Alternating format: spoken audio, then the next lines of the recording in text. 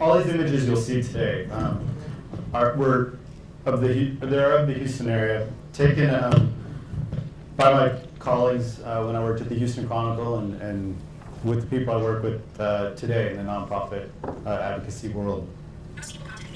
So I'll start with a story from about 5 years ago.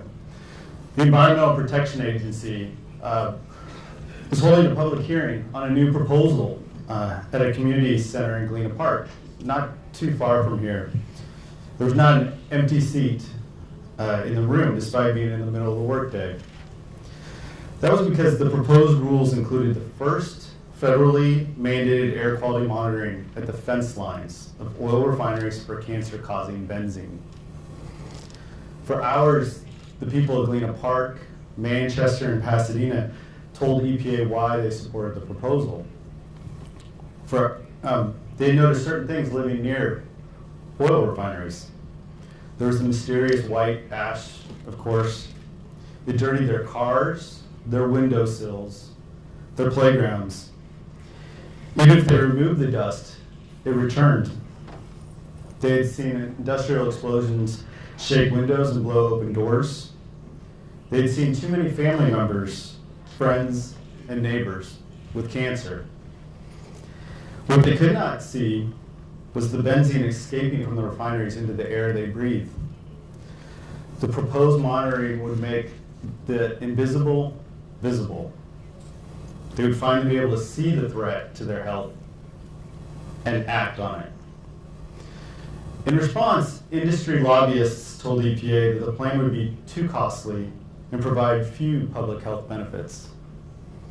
The congressman whose district includes Galena Park agreed, saying the proposal would have, quote, little justifiable results.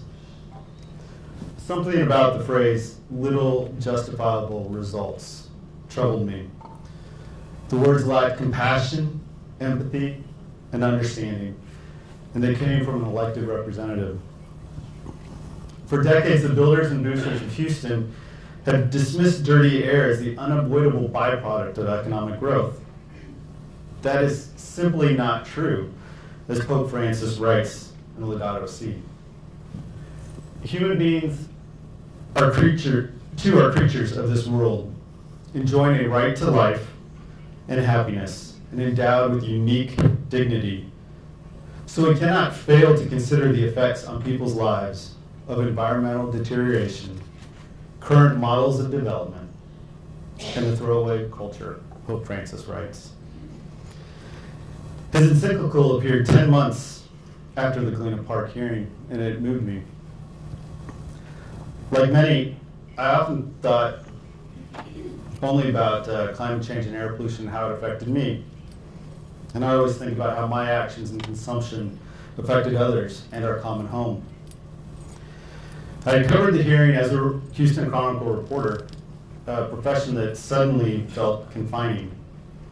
I eventually went to work for a nonprofit group working to combat climate change. For me, as a Catholic, this is a fight to protect life, the lives of my children, my children's children, my friends, my neighbors, my community at St. Anthony of Padua, and all of you. Here's why. We know climate change is affecting the planet. We hear it all the time. Less attention goes to the serious health issues that climate change poses for millions of people in rich and poor countries alike. Among the biggest threats humans face in the warming climate is heat stress, which not only kills people directly, but also can lead to kidney and cardiovascular disease. Higher temperatures also can diminish people's ability to work, particularly in agriculture, leading to tens of billions of hours of lost labor capacity each year. Climate change also affects human health by altering exposures to floods, droughts, and other extreme events, changes in quality and safety of air, food, and water, and stresses to mental health and well-being. We saw a spike in skin and stomach infections after the flooding from Hurricane Harvey caused the overflow of sewage systems and breaches at numerous waste treatment facilities. Industry reported releasing 6 months' worth of excess air pollution within days of Harvey reaching Houston because of shutdowns, startups, and storm-related damage. That pollution contributed to the highest levels of lung-damaging smog in Texas since 2013. Widespread flooding affected dozens of communities. Immediate effects included the deaths from drowning and trauma of at least 63 people. There were interruptions in medical treatment because thousands of people had to leave their homes and neighborhoods.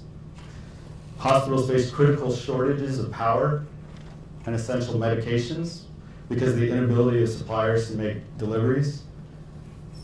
And the storm's greatest lingering toll was on Houstonians' mental health. A recent survey found that 2/3 of people questioned said they had intrusive or unintended thoughts about the hurricane and flooding. That was a higher rate than the physical symptoms they reported. Research warns that Harvey and other extreme weather events are harbingers of climate change. That is why we need to move as quickly as possible to cut pollution, as much as scientists say is necessary, and move toward clean energy. An additional benefit, cleaner air to breathe. The Houston region, for one, has a chronic problem with air pollution. In 2018, the American Lung Association once again gave Harris and Montgomery counties failing grades for dirty air. And this is important to remember. Air pollution kills people. It kills more people than AIDS, malaria, and tuberculosis combined.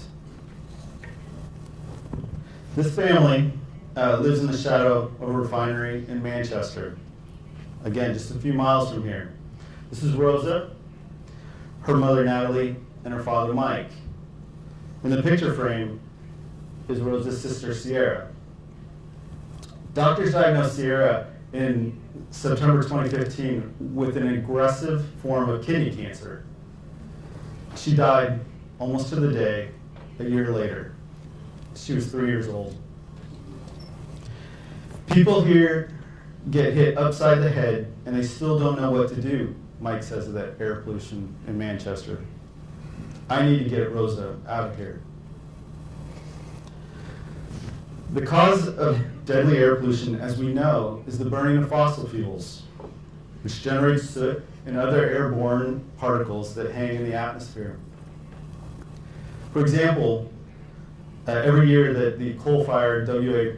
Parish power plant near Sugar Land operates as it has been, an estimated 180 people die, in Texas and surrounding states die prematurely, according to a recent Rice University study.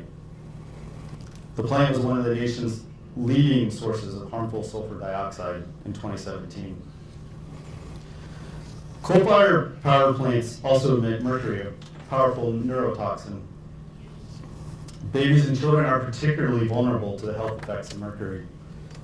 When a woman is pregnant, the mercury in her blood can harm her baby, even if it does not cause her immediate health problems.